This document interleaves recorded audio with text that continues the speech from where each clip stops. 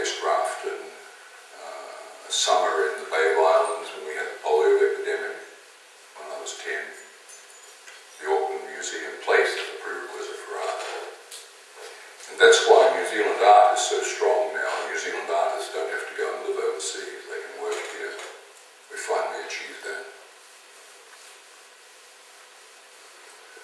Dr. Walter Urban welcomed Barbara and I into his home in the late 70s.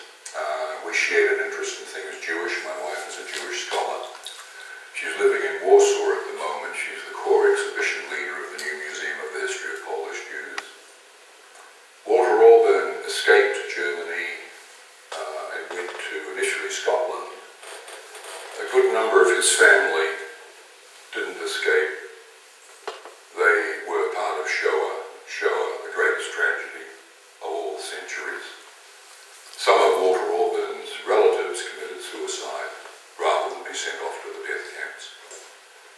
It's this background of his escape from the Nazis that give him the delicious gratitude for life in New Zealand and his service to the medical practice.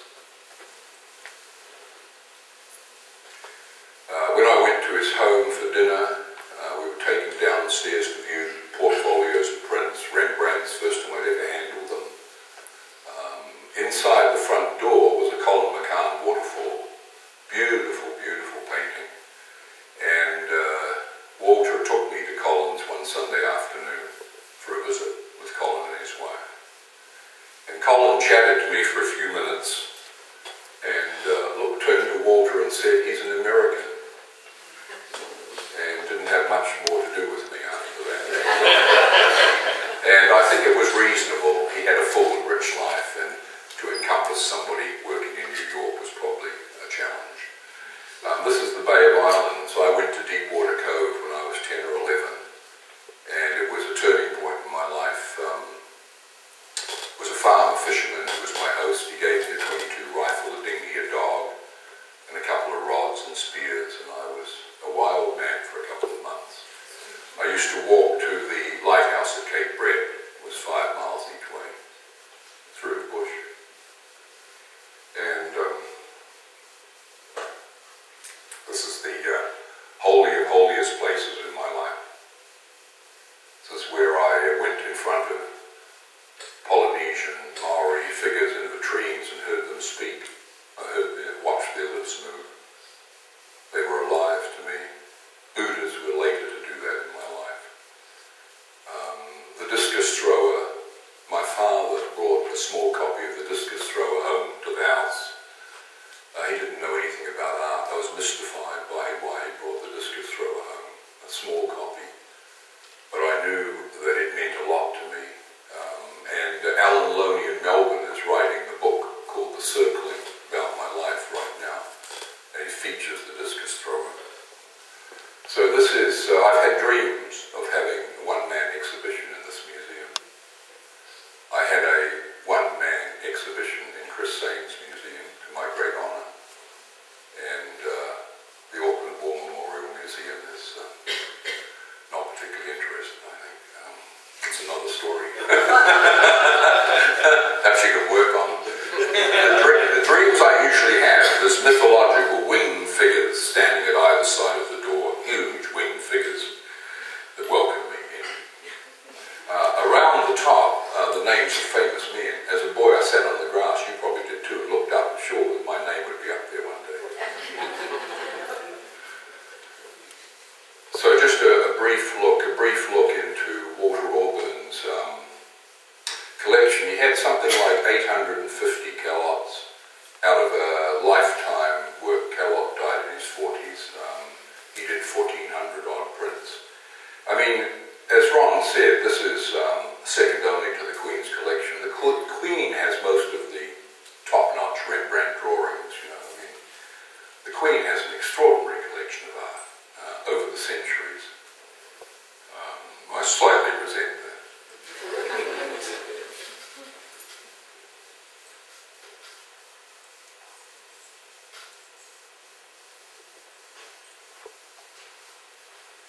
Rembrandt is, it's everything he touches.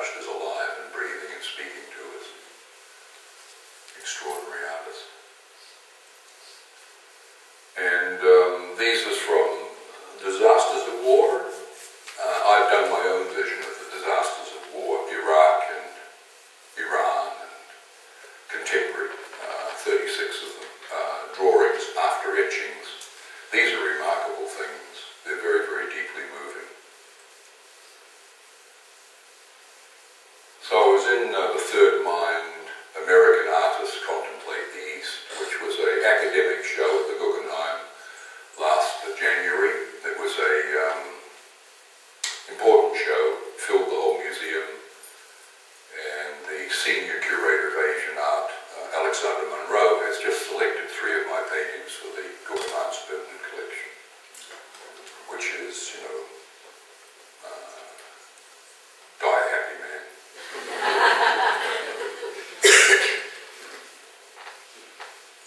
John Savage, the New Zealand photographer, is in the audience. He and I are publishing a book in 3 months. Max Gimlet Workspace. Jenny Quilter, the Oxford scholar who lives in New York, the New Zealander, has written a 6,000-word essay, and John has 100 images in the book, colour photographs.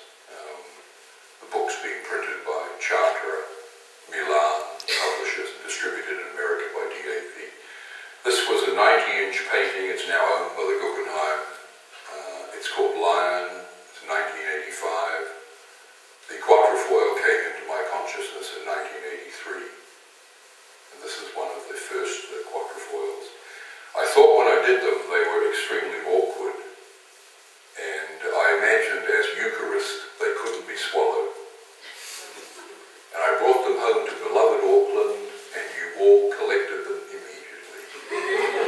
To my amazement, Alan and Jenny Gibbs and Rob Gardner and a couple of other people just walked up and said, "We'll take it." It was amazing. I didn't think it had a chance. I was next to Bryce Marden, who's become a friend, a beautiful, beautiful painter. And I'm reading Bryce Marden's thing on the wall there. We were on the 5th level of the Guggenheim. I went every Saturday and Sunday and received friends. I did 10 Sumaid workshops in the basement studios for the Guggenheim, and I went to high schools for the Guggenheim, and I was adopted by their education department.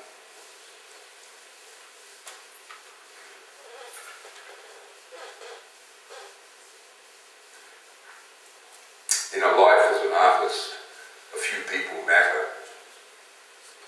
Chris Saines matters. Wystan Curnow matters. My collectors matter. My writers matter. Only takes a few people to support an artist. But that few people you must have. Must have. Museum is the great mother. Museum is anima. Museum is muse. Museum is the home of art. Without museums, there is no art. The art goes into the museums. It's for the public. It's for everybody to come and see.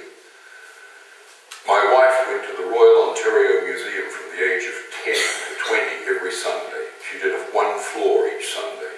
When she completed the floor, she started again. She's a museum scholar now. She's building a museum. So some of the artists had the misfortune to lose a young wife to sickness. He spent 5 years going out each night in a barge on the river, looking at the lights, painted in the studio his memory during the day. Whistler had a great insight into what was then called the Orient. Morris Graves, an important American artist, very important, Tibetan Buddhist. Georgia O'Keeffe just had a one-person retrospective at the Whitney Museum. It just closed in the last couple of weeks. It was absolutely magnificent. It was magnificent. Just startling, startling artist. The woman artists are very important. Women make up more than 50% of America's Buddhist community. More Buddhists in America than in Japan. David Smith, the guy could draw, he could draw. He was a draftsman in metal, a draftsman in ink.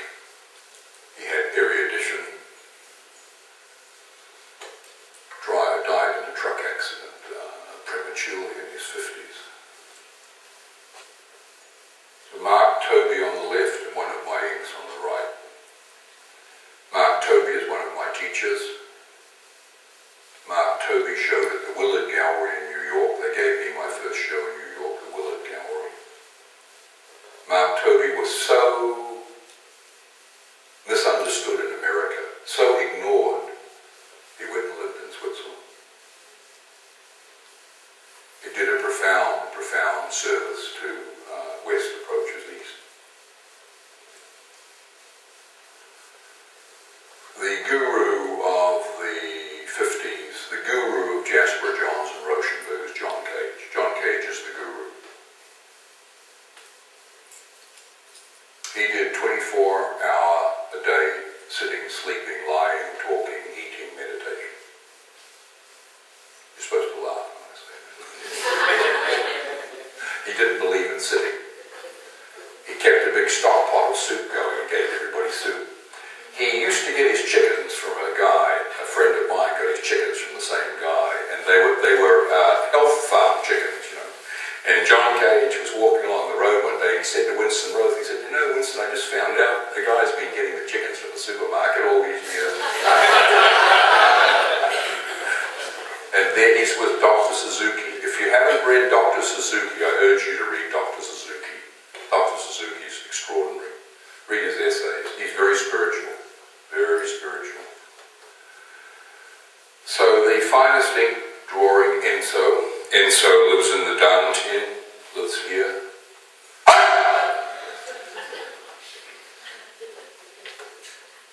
Finest ink drawing I've done on the left.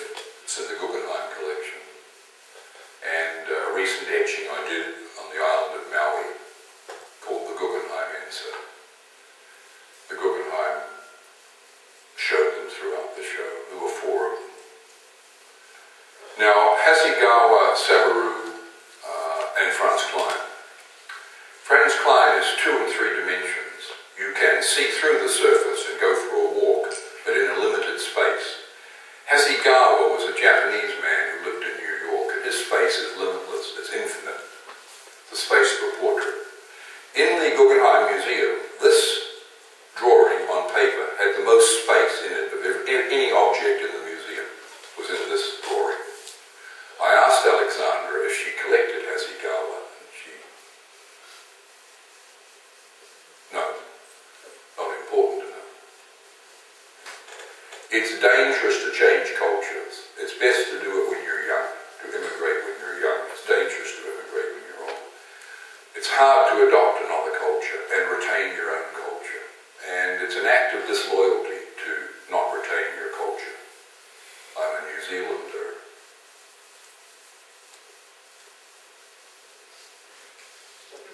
My dust is going out in Bethel's.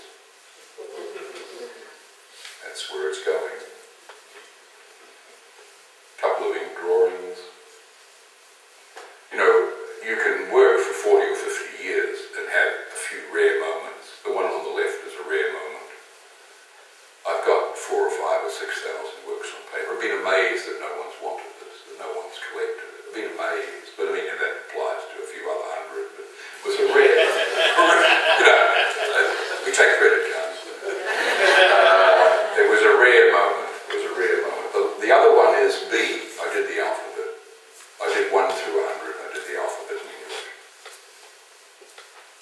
Did Colin do the alphabet? Numbers. Numbers. Colin did numbers. That's right. Gary did the numbers show. Robert Motherwell, who was a teacher of mine, I met him. He was a writer, man who knew about French culture. And on the right is the most important Buddhist in America. That's Shinryu Suzuki. He wrote Zen Mind, Beginner's Mind. He was the abbot at the San Francisco Zen Center. He was just a marvelous man. He'd written 3 or 4 books. What? It's another book of his, man. Do you know? Don't know? Yes.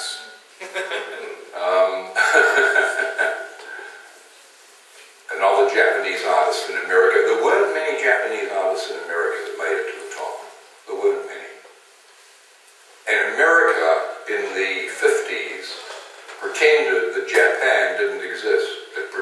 The abstract expressionists, in their arrogance, pretended they came out of nothing. They didn't acknowledge their Japanese predecessors, their Japanese masters, their Japanese ancestors.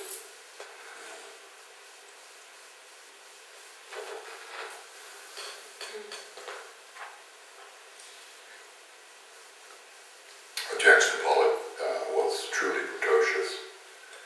He did most of his work in his 30s. He was dead in a car accident at the age of 44.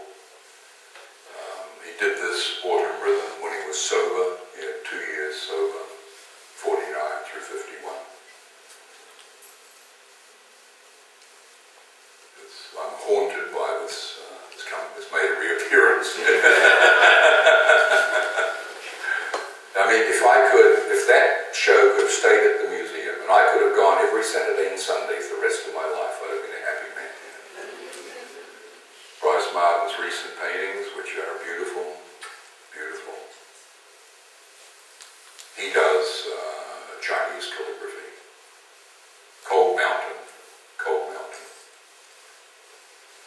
It's an example of his calligraphy on the left, and a calligraphic drawing of mine on the right. On the right is Japanese paper. They let it dry, and the dye runs down. The dye is haphazard. Each piece of paper is one off.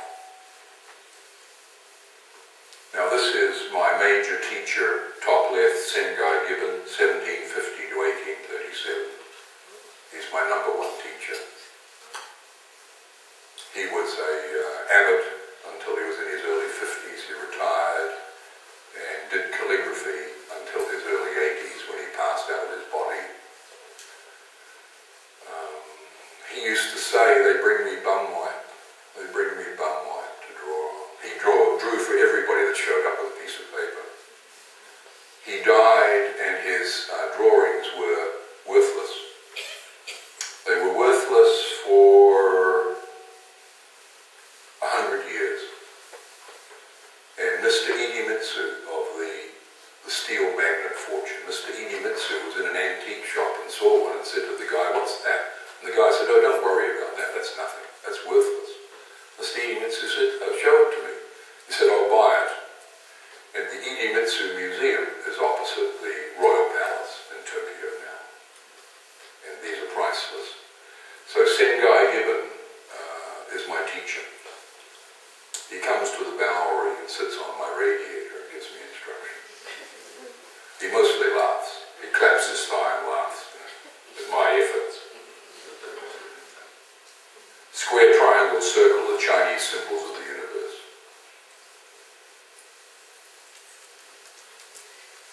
Nanjing Pike. This I really relate to. I really relate to this body performance. He's using his head. Tremendous artist. Died 2 years ago, 3 years ago. James Lee Byers, a friend of Whiston's. Whiston took me one Sunday in New York to spend the Sunday with James Lee Byers. We went to Central Park, we had a Chinese meal. James was recovering from stomach cancer, which was later to kill him. He was offered a one-man show at the Whitney Museum. He said, "No, I'm not an American artist." He lived in Venice. He was a Venetian. He had a image of pulling up from the bottom of the Venice canals a old boat and gilding it with gold and putting golden sails on it and sailing along, having somebody reading poetry. He was extraordinary man, extraordinary. He had a performance level that was 100% conviction. 100% conviction. He didn't waver one bit. No wavering. No wavering. Martha Graham, of course. Martha Graham. And Shiva. Shiva, standing foot on the rat. Fat rat, good tidings, lots of wheat.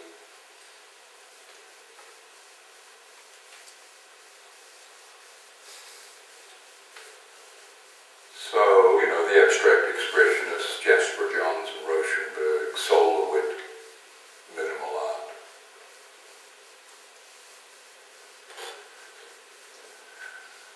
Allen Ginsberg.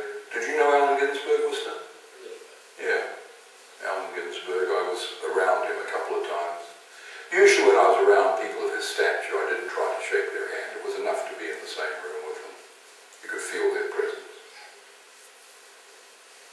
They didn't move his body for 3 days when he died. There was a light coming out of it. There was a light coming out of it. They left it on the hospital bed till the light dimmed.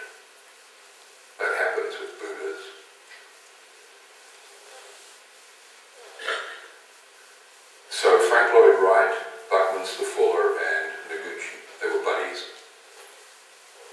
Frank Lloyd Wright built the Guggenheim, and his idea was the ground floor was a parking lot, and he said there was never to be more than 10 people in the museum at any one time.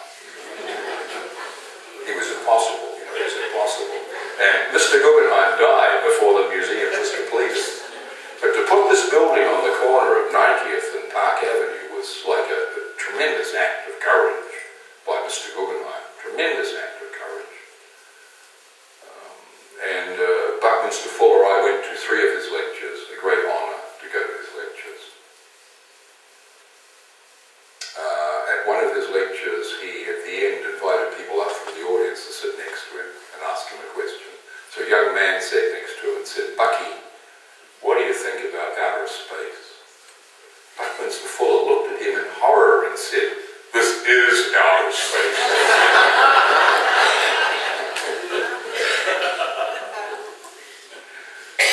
A couple of recent gimlets. This one on the left is just 25 inches. It's for Alexander Monroe. It's the most Japanese painting I've ever done. It's completely coming from the ancestors. I believe in ancestors. Glenn Lai is an ancestor of mine.